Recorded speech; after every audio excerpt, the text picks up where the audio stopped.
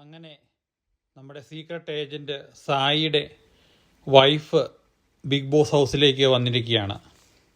പാട്ട് കേട്ട് കഴിഞ്ഞപ്പോഴത്തേനും എല്ലാ കണ്ടസ്റ്റൻറ്റുകളും മെയിൻ ഡോറിലേക്ക് വന്ന് ഇങ്ങനെ നോക്കിയിരിക്കുകയാണ്. എല്ലാവരും ആകാംക്ഷഭരിതരായിട്ട് ആരുടെ ആയിരിക്കും മാതാപിതാക്കൾ വരുന്നതെന്ന് ഇങ്ങനെ ആലോചിച്ച് നോക്കുമ്പോഴത്തേനും സായിയുടെ വൈഫ് മെയിൻ ഡോറ് തുറന്ന് അകത്തേക്ക് കാലെടുത്ത് വെക്കുമ്പോഴത്തേനും ബാക്കി എല്ലാവരും അയ്യോ ആയി എന്നൊരു എക്സ്പ്രഷൻ ഇടുമ്പോൾ സായിയുടെ മുഖം കാണണം.